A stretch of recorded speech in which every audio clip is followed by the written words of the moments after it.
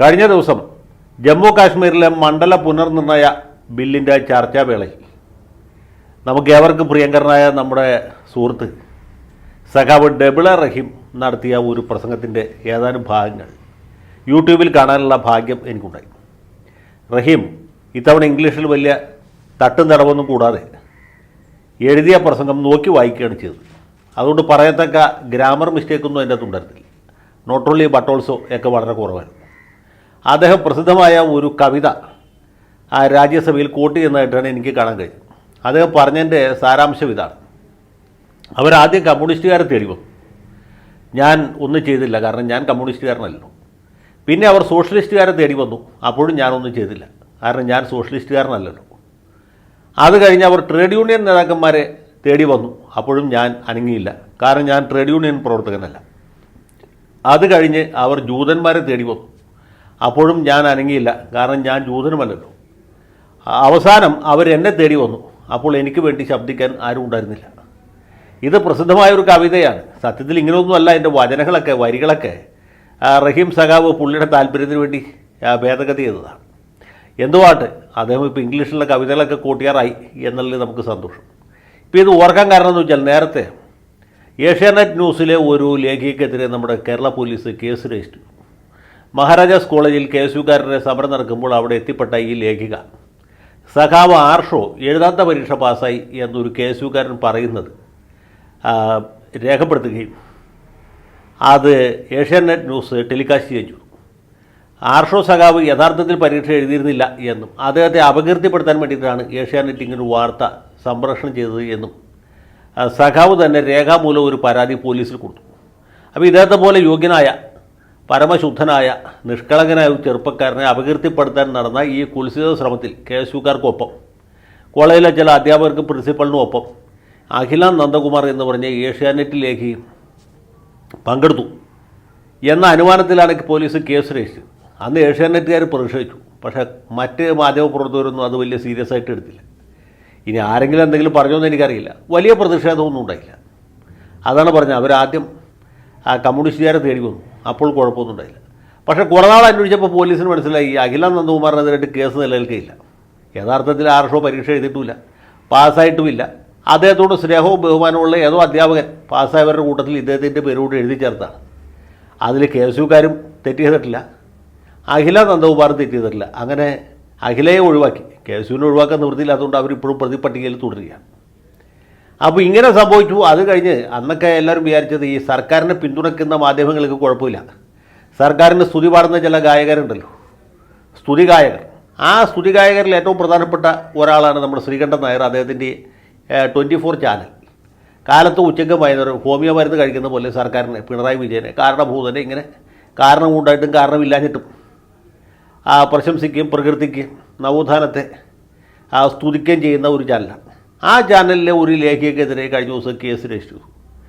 സംഭവം എന്ന് വെച്ചാൽ, ഈ നവകേരള സദസ്സ് എന്ന് പേരിട്ട നമ്മുടെ മുഖ്യൻ്റെ ബസ് യാത്ര വന്നപ്പോൾ പെരുമ്പാവൂരിനും കോതമംഗലത്തിനും ഇടയ്ക്ക് വെച്ച് ചില കോൺഗ്രസ്സുകാർ ഈ വാഹനത്തിന് നേരെ ഷൂ എറിഞ്ഞ സംഭവമുണ്ടായി. ഷൂ എറിയാന്ന് വെച്ചാൽ ലോകചരിത്രത്തിൽ ആദ്യത്തെ സംഭവമൊന്നുമല്ല. അമേരിക്കൻ പ്രസിഡന്റിനെതിരെ ഷൂ എറിഞ്ഞ ആളുകൾ വരെ ഉണ്ടായിരുന്നു. നമ്മുടെ ആഭ്യന്തരമന്ത്രിയായിരുന്ന ചിദംബരത്തിന് നേരെ ഒരു പത്രലേഖകൻ തന്നെ ഷൂ എറിഞ്ഞ സംഭവമുണ്ടായി. അങ്ങനെയൊക്കെ പല സംഭവങ്ങളും നമ്മുടെ നാട്ടിൽ നടന്നിട്ടുണ്ട്. ഷൂ എറിയുക എന്ന് പറഞ്ഞാൽ ലോകചരിത്രത്തിൽ ആദ്യത്തെ സംഭവമൊന്നുമില്ല. കേരളത്തിൽ പോലും അങ്ങനെ ഉണ്ടായിട്ടുണ്ട്. അത് റിപ്പോർട്ട് ചെയ്തു എന്നുള്ളതാണ് ഈ ലേഖയ്ക്ക് എതിരെയുള്ള ആരോപണം. അവർ KSUകാരുമായിട്ട്, യൂത്ത് കോൺഗ്രസ്സുകാരുമായിട്ട് ഗൂഢാലോചന നടത്തി മുഖ്യൻ്റെ ജീവൻ അപകടപ്പെടുത്താൻ വേണ്ടി ഷൂ എറിഞ്ഞു. ഷൂവിൻ്റെ അകത്ത് വല്ല RDXോ അല്ലെങ്കിൽ ജലാറ്റിനോ വല്ലതും വച്ചിട്ടാണ് എറിഞ്ഞതെന്ന് നമുക്കറിയില്ല. അങ്ങനൊന്നും പോലീസിന് കേസില്ല. ഷൂ എറിഞ്ഞാൽ മുഖ്യമന്ത്രിയുടെ ജീവൻ എങ്ങനെ അപായം സംഭവിക്കും എന്ന് നമുക്കറിയില്ല. പക്ഷേ കേരളം ഭരിക്കുന്ന പിണറായി വിജയനാണോ? പോലീസ് ഭരിക്കുന്നു അദ്ദേഹം തന്നെയാണ്. പോലീസുകാരാണെങ്കിൽ വളരെ ഭാവനാസമ്പന്നരാണ്. അതുകൊണ്ട് ഇത് വധശ്രമമായിട്ട് പരിഗണിച്ച് യൂത്ത് കോൺഗ്രസ്സുകാരുടെ പേരിൽ കേസ് രജിസ്റ്റർ ചെയ്തു. അവർക്കൊക്കെ കോടതിയിൽ നിന്ന് ജാമ്യം കിട്ടി എന്നാണ് ഞാൻ മനസ്സിലാക്കുന്നത്. അപ്പോൾ യൂത്ത് കോൺഗ്രസ്സുകാരുടെ ഈ സാഹസം അപ്രപാളികളിൽ പകർത്തി ജനങ്ങളെ കാണിച്ച ആദ്യത്തെ ചാനൽ, അല്ലെങ്കിൽ ഒരു ചാനൽ എന്ന് പറഞ്ഞാൽ 24 ആയിരുന്നു. 24ലെ ഈ പ്രത്യേക ലേഖികയായിരുന്നു. അവരുടെ പേര് വിനീത എന്നാണ്. വിനീത കട്ട SFIക്കാരിയാണ്. നവോത്ഥാനം നടക്കുന്ന സമയത്ത് ശബരിമലയിൽ സ്ത്രീകളെ പ്രവേശിപ്പിച്ച സമയത്തൊക്കെ സഖാവ് പിണറായി വിജയനെ അഭിവാദ്യം അർപ്പിച്ചുകൊണ്ട് ഇവർ ഫേസ്ബുക്കിൽ ഒരുപാട് പോസ്റ്റുകൾ പൂശിയിട്ടുള്ള ആളാണ്. അപ്പോൾ അങ്ങനെ ഒരു ധീര സഖാവാണ് ഈ കേസുകാരനെ അല്ലെങ്കിൽ കുത്തു കോൺഗ്രസ്സുകാരനെ ഷൂയർ മഹാമഹം റിപ്പോർട്ട് ചെയ്തത്. പക്ഷേ ഇത് റിപ്പോർട്ട് ചെയ്തത് ഗൂഢാലോചനയുടെ ഭാഗമാണ് എന്ന് കേരള പോലീസ് കണ്ടെത്തുകയും അവരെ ഈ കേസിൽ പ്രതിയായിട്ട് 120B എന്ന് പറയും ഗൂഢാലോചനയ്ക്ക് കേസ് എടുത്ത് ഇപ്പോൾ അന്വേഷിച്ചുകൊണ്ടിരിക്കുകയാണ്. ഇത് കണ്ട് നമ്മുടെ ശ്രീകണ്ഠൻ നായർ സത്യത്തിൽ എന്താ ചെയ്യേണ്ടത്? ആ വിനീതയെ ഉടനെ തന്നെ ചാനലിൽ നിന്ന് സസ്പെൻഡ് ചെയ്യുക, അവരെ പിരിച്ചുവിടുക. അവരും ചാനലും തമ്മിലൊരു ബന്ധവുമില്ല. കാരണഭൂതൻ ആണ് ഞങ്ങളുടെ കാണപ്പെട്ട ദൈവം. അദ്ദേഹത്തിന് അപകീർത്തികരമായ ഒരു വാർത്തയും 24 ന്യൂസിൽ വരികയില്ല. കൈരളിയുടെ B ടീമാണ് ഞങ്ങളുടെ ചാനൽ എന്ന് പറഞ്ഞ് പ്രശ്നം അവസാനിപ്പിക്കുകയുണ്ട്. പക്ഷേ പുള്ളി പ്രതികരിച്ച മറിച്ചാണ്. പുള്ളി പറയുന്നത് പുള്ളി 10-35 കൊല്ലമായിട്ട് മാധ്യമപ്രവർത്തനം നടന്ന ആളാണ്. മാധ്യമപ്രവർത്തകർക്കെതിരായിട്ട് കേസ് നിലനിൽക്കില്ല. ഇന്ത്യൻ പീനൽ കോഡിൽ നിന്ന് അവർ ഒഴിവാക്കേണ്ടതൊക്കെയാണ്. എനിക്കിത് കേട്ടിട്ട് ചിരിയാണ് വരുന്നത്. ഇത് ഏഷ്യാനെറ്റിലോ മനോരമയിലോ മാതൃഭൂമിയിലൊക്കെ ചാനലിലെ ലേഖകന്മാർക്കെതിരായിട്ട്, ഫോട്ടോഗ്രാഫർമാർക്കെതിരായിട്ട്, അല്ലെങ്കിൽ അവതാരകർക്കെതിരായിട്ട് കേസ് രജിസ്റ്റർ പോലെയാണോ? അവരൊക്കെ ബൂർഷ്വാസി പിന്തുണയ്ക്കുന്ന ആളുകളാണ്. ഇവിടെ വിനീത എന്ന് പറഞ്ഞ സഖാവിന് ഒരു ഇടർച്ച സംഭവിച്ചിട്ടുണ്ടെങ്കിൽ അവരെ ചാനലിൽ നിന്ന് പുറത്താക്കലുണ്ട്. അതിന് പകരമായിട്ട് ഹാഷ്മി, താജ് ഇബ്രാഹിമും ശ്രീകണ്ഠൻ നായരുമൊക്കെ ഇവർക്ക് ഐക്യദാർഢ്യം പ്രഖ്യാപിക്കുകയാണ്. ഇവിടെ പണിയും തരവില്ലാതെ നടക്കുന്ന കുറേ മാധ്യമപ്രവർത്തകരും മാധ്യമ സംഘടനയുടെ യൂണിയൻകാരും ഒക്കെ വിനീതയ്ക്ക് ഐക്യദാർഢ്യം പ്രഖ്യാപിച്ചിരിക്കുകയാണ്. അവർ പറയുന്നത് പത്രക്കാർക്കെതിരായിട്ട് ഇന്ത്യ മഹാരാജ്യത്ത് ഒരു കേസും നിലനിൽക്കില്ല. വാർത്തകൾ റിപ്പോർട്ട് ചെയ്യുന്നവരുടെ ജോലിയുടെ ഭാഗമാണെന്നൊക്കെയാണ്. വാർത്തകൾ റിപ്പോർട്ട് ചെയ്യുന്ന ജോലിയുടെ ഭാഗമാണ്. പക്ഷേ സർക്കാരിന് അഹിതകരമായ സർക്കാരിന് താല്പര്യമില്ലാത്ത വാർത്തകൾ പ്രസിദ്ധീകരിക്കാനോ അത് സംപ്രേഷണം ചെയ്യാനോ അത് റിപ്പോർട്ട് ചെയ്യാനുള്ള സ്വാതന്ത്ര്യമൊന്നും ഈ പിണറായി ഭരണകാലത്ത് ഒരു മാധ്യമത്തിനും ഇല്ല, ഒരു റിപ്പോർട്ടർക്കും ഇല്ല. അങ്ങനെയൊക്കെ ചെയ്യുന്നവരുടെ പേരിൽ ഇതുപോലുള്ള നടപടികളുണ്ടാവും. ഈ പറയുന്നത് മറ്റ് ചാനലുകളുടെ മാപ്പറകൾക്കും തുല്യനിലയിൽ ബാധകമാണ്. വിനു വി ജോണിനെതിരായിട്ട് ഇപ്പോൾ തന്നെ കേസുണ്ട്. ഷാനി പ്രഭാകരനെതിരായിട്ടും നിഷ പുരുഷോത്തമനെതിരായിട്ടും ഒക്കെ ഇത് തന്നെ ഉടനെ സംഭവിക്കും. അതുകൊണ്ട് ഒറ്റ മാപ്പറയും അങ്ങനെ ഞെളിയേണ്ടതില്ല. പിണറായി കാലമാണ്.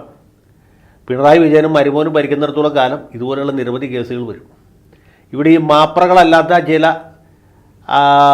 മാധ്യമപ്രവർത്തകർ മാത്രമേ ഉള്ളൂ. അവരെയാണ് നമ്മൾ ചേപ്രകൾ എന്ന് വിളിക്കുന്നത്.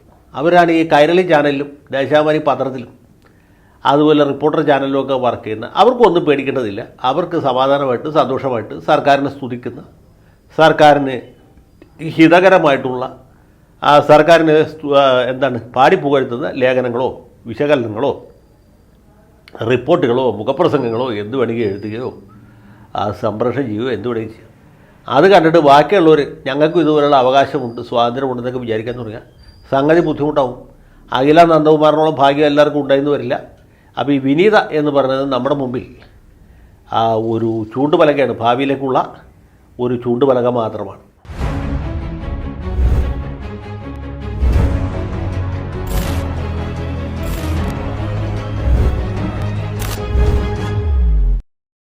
കൂടുതൽ വാർത്തകളും വിശേഷങ്ങളും നിങ്ങളിലേക്ക് എത്താൻ ABC മലയാളം സബ്സ്ക്രൈബ് ചെയ്യുക, ബെൽ ബട്ടണും അമർത്തുക.